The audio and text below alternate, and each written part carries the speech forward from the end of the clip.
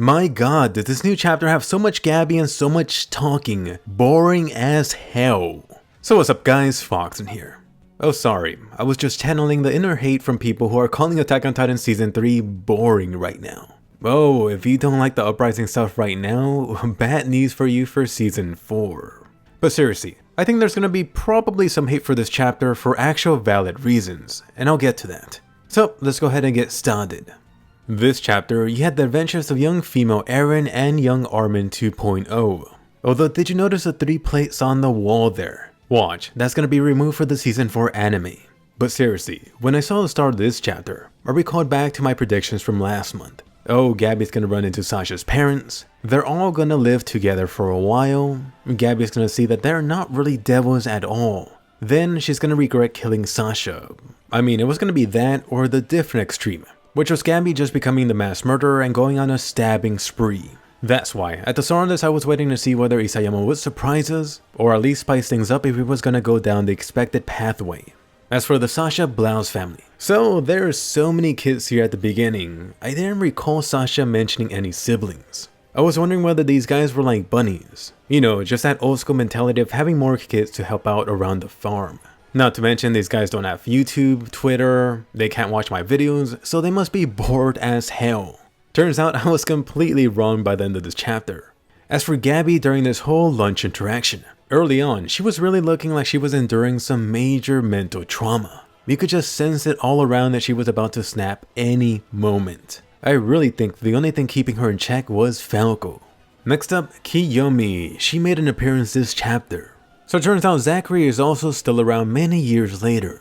I bet he's developed many new pieces of art that haven't blessed the public yet. Could Kiyomi be next in line? Or will she help him debut some of Zackary's creation to the world nations? Anyway, for the juicy part here, it turns out they're already using those iceberg stones in modern technology. At first I thought that was a speedboat or ship, but no. They've already developed a freaking aircraft to use this. Holy crap. And that was in a short time too. Just think about it. A few years ago, the Eldians were fighting giant naked monsters with pieces of metal. Now, they're about to fly airplanes to bombard their enemies with ice-burst nukes. Which is part of what I'm wondering. These iceberg stones do serve as this type of fuel with unknown properties from the Attack on Titan world. This is why, shouldn't it be possible to harness this to make some iceburst bombs or weapons? Say, something that can make a few colossal titans disappear? I don't see why not. Or forget about the bombs, move straight into making iceburst Gundams. Next up, let's talk about Hanji and the media blackout, or I guess her failure at it. This is honestly hitting even harder right now that the old events from the Uprising arc have just been animated for the Attack on Titan Season 3 anime. Reeves and the reporters played such a key role in taking down the king and the Ray's family. Unfortunately now, Hanji has to tell them to screw off. And I do wonder how many people are about to turn on Hanji, cause I've seen a lot of hate for her, ironically on her birthday. I really just see Hanji being in this very difficult position. It really seems like Hanji and everyone is really feeling Erwin's absence more than ever here. Let's be honest, Hanji was never the strong leader type that Erwin was. Erwin always came off as this natural born leader. That definitely was not Hanji at all. Right now she's just feeling the weight and just the hole that Erwin left behind. Come on Hanji, you better get Armin to help. As for the leaked information, I was wondering what exactly got out. So it turns out they know what Eren did at Marley. On top of that, they have been advertising it as a victory. They also know about Yelena and friends being imprisoned. That's definitely no good. However, we are getting a new piece of information here. For some reason, the civilians are being moved out of their district. Is Hanji doing it out of concern and not telling them? I mean, if Marley does come, you know where they're gonna be attacking first. Another thing to notice from Hanji is how Hanji seems to confirm the Eldian nation bit here. If you recall back, Flock was screaming it out while he was at Marley. Now it turns out it wasn't just some crazy guy yelling out random crap. Paradis Island is now officially the new Eldia, in some sense anyway. As for the leader of the leakers, Flock. Turns out Flock was leading the charge and he's totally on hashtag Team Yeager. Funny cause wasn't this guy completely against Eren and what he did with Armin years back? I guess people love to follow champions. Although do notice, in all this makes the situation much more messy now. The Survey Corps already has the rest of the world to deal with. Recently now there's also internal fighting. No wonder the great Eldian Empire collapsed a century ago. I'm telling you, history repeats itself. Another thing you should notice this chapter is even more talk about the Rumble. Oh yes, the Colossal Titans want to come out and play. And really, Isayama is again teasing your tidbits. After this, I definitely want to see the Colossal Titans stampede someday even more now. As for Hanji's own internal conflict, you see Hanji recalling back to Sana's and his fun time in Hanji's dungeon. So yes, you have Hanji drawing a comparison to Sana's and herself, but I really disagree on that view. Unfortunately, Hanji is stuck in this decision-making role for the new Eldia. However, Hanji still hasn't crossed the line like Sana's had done, at least not yet. And in all, just notice even more references to the Uprising arc, which is supposedly the arc that Isayama wasn't too proud of. Funny how everything just builds on the previous thing. Next up, about the blonde female recruit this chapter. So, theory confirmed, which was something I mentioned a while back, and a very popular theory at that. The new blonde Sariko recruit was a young girl that Mikasa saved years back in season 1. Interestingly, she sure is chatty, unlike a certain somebody. Come on Mikasa, open up and talk some more. And it better be a line that doesn't include Eren's name. Anyway, right here you had this line from her asking whether Mikasa had been in this cell before. In other words, imprisoned. Mikasa tried to play it off, but deep down she knows that is true. And I'm sure she's heard from Flock anyway. In reality, Mikasa at one point has been in prison for disobeying orders too. Recall back when Mikasa went against orders for Armin's sake, which was really for her own desires, anyone else be damned. Is a young girl right now in prison really that different from her? Maybe Mikasa's just jelly since Eren got mentioned. Anyway, as for Mikasa's migraine here, was this triggered from the sight of the young recruit, or specifically her doing that stance? Mikasa got suddenly shooken up, and it was all recalling young Eren and his raged stabbing.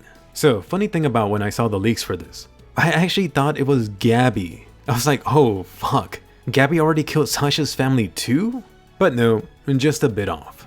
Although being serious, do notice that Mikasa and the girl do got pretty identical situations. Both of them faced dire situations. They were then suddenly rescued by that special somebody.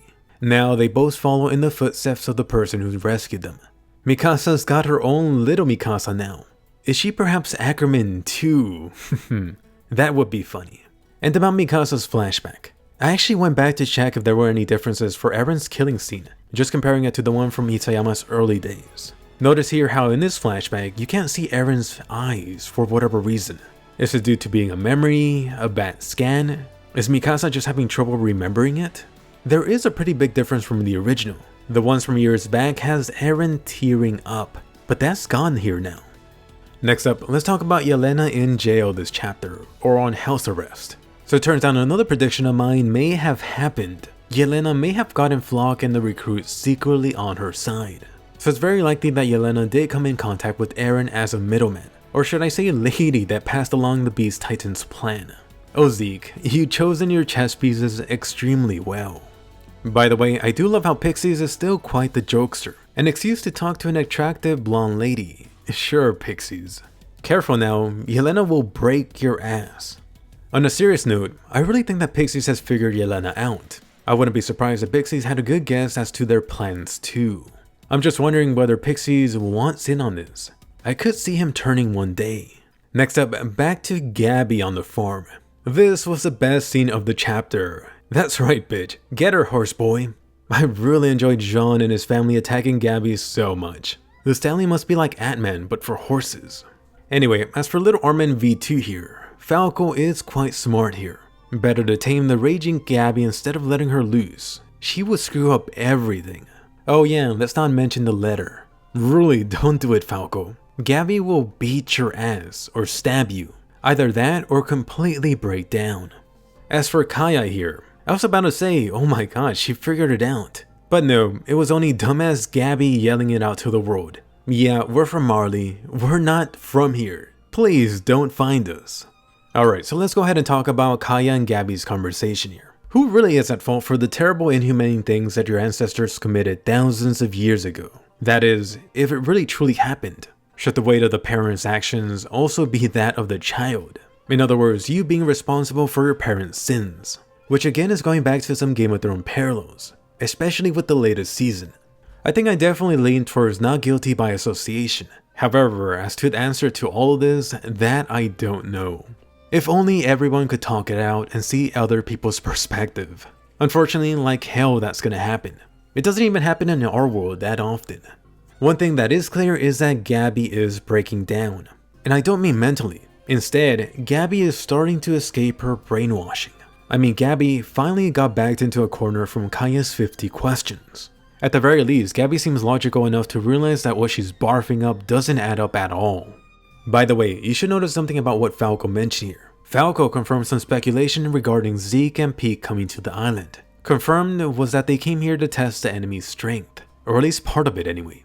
I'm still curious as to what exactly Zeke was up to. I could only imagine Zeke planting some seeds for his future mission. And then the very end. Isayama, goddamn. He just keeps on opening the Sasha wound in your heart again and again. This chapter, he was just rubbing salt on the wound through Kaya's words. Little Kaya wants to be like Potato Girl. This almost had me tearing up. In all, this just makes it more interesting since the bomb has been planted now.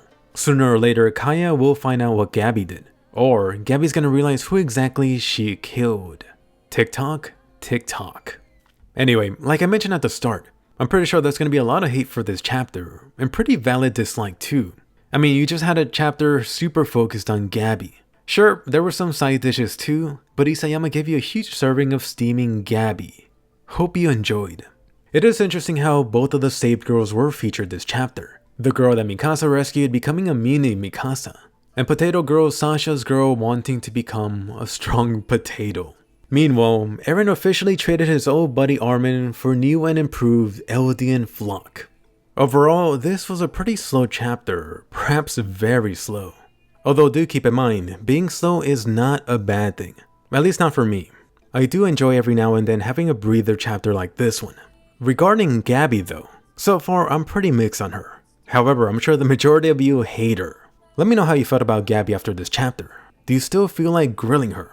Since this was a slow chapter, I'm predicting it is just a calm before the storm. Will Eren go rogue or do something huge with Zeke next chapter? I got a good feeling about that. By the way, really quickly, if you enjoyed anime videos like this one, please do consider becoming a supporter on Patreon. All supporters also do get access to Discord, so come join us. Anyway, more importantly, let me hear from you. Question of the day. Did you like this large serving of Gabi this chapter? Do you still hate her guts? Or do you think Gabi could be redeemed in your eyes? As for Hanji, what do you feel about her situation? Was she right about keeping the public in the dark? And also, what do you think Zackary and Kiyomi are up to? Are they going to create the world's ultimate piece of art by using iceburst crystals? Anyway, definitely give a colossal thumbs up and subscribe. If you're new to the channel, I put out 5+ anime videos here every week. The latest anime versus manga change videos out for the newest Attack on Titan Season 3 episode. Also, talking about Hanji, I did a birthday special for her. Definitely check out Hanji's special, hit bell notifications, and I'll see you guys later.